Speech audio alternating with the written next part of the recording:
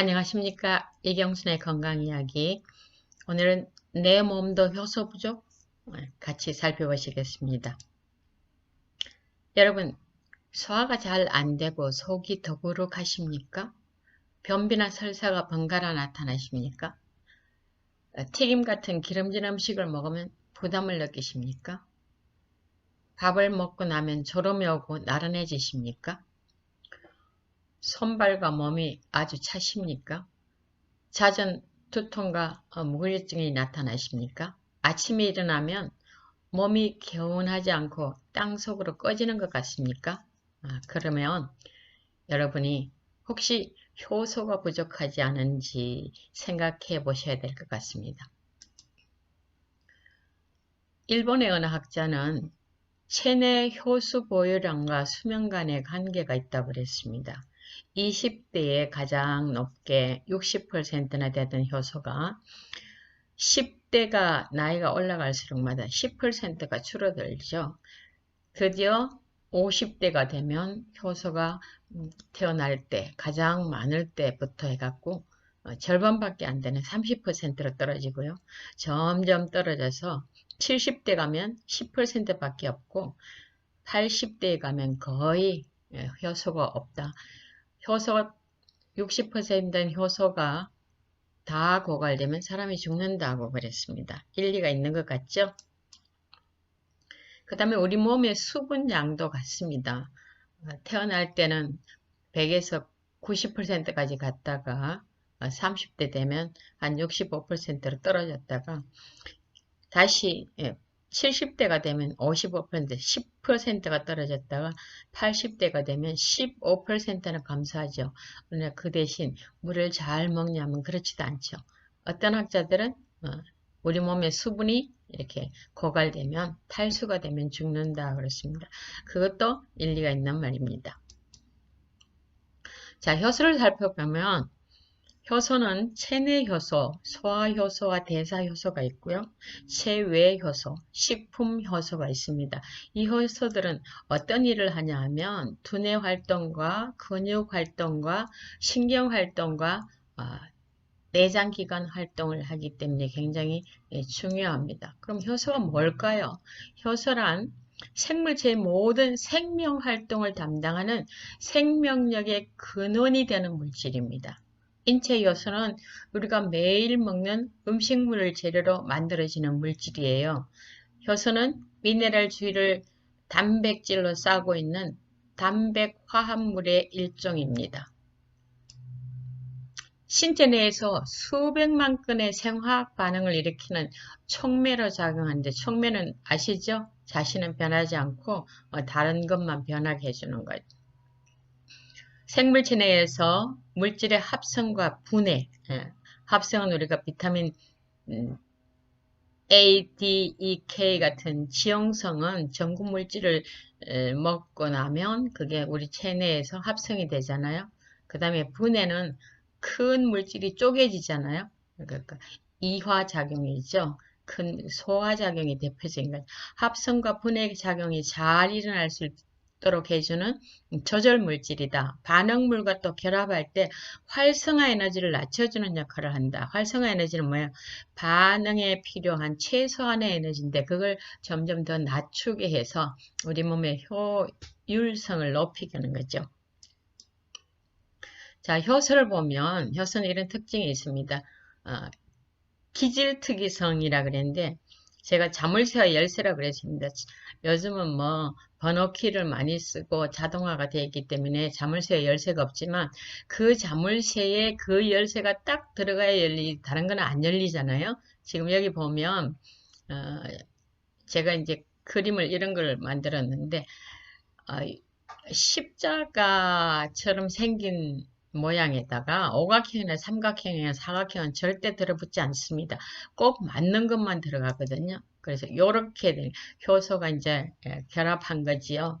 근데 이 효소는 재사용이 가능해요. 이렇게 있다가 효소가 없어지면서 왜 큰 물질을 작은 물질로 분해시켰죠. 그러고 나면 다시 이런 일들을 한 번 더 할 수 있습니다. 그런 효소는 재사용이 가능한데 왜 부족해요? 아무리 재사용이 가능해도 평생 동안 쓰는 것들도 낡고 없어지고 그러죠. 그렇기 때문에 이렇게 효소는 점점 고갈되어 간다는 것입니다. 그러니까 생명이 대사가 이루어지려면 소화효소와 대사효소와 호르몬이 있어야 되는데 호르몬 효소가 아니잖아요. 근데 이 세 가지가 맞물려 돌아간다고 그럽니다. 소화효소는 먹거리 소화 흡수하는 것이고 대사효소는 생명 활동을 일으키는 것이고 호르몬은 성장, 노화 방지, 균형을 일으키는 물질입니다. 그래서 아밀라제는 탄수화물을, 프로타제는 단백질을, 리파제는 지방을 분해하는 효소들이죠. 그래서 아밀라제가 탄수화물을 포도당으로, 프로타제가 단백질을 아미노산으로, 리파제가 지방을 지방산과 글리세롤로 이렇게 분해를 해주고요.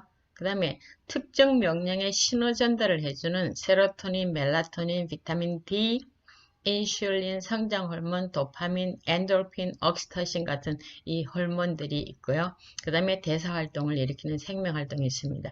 이것들이 어떻게 작용하냐면 어떤 부분이 모자라면 SOS를 쳐요. 나 부족해. 그럼 가서 도와주는 거예요.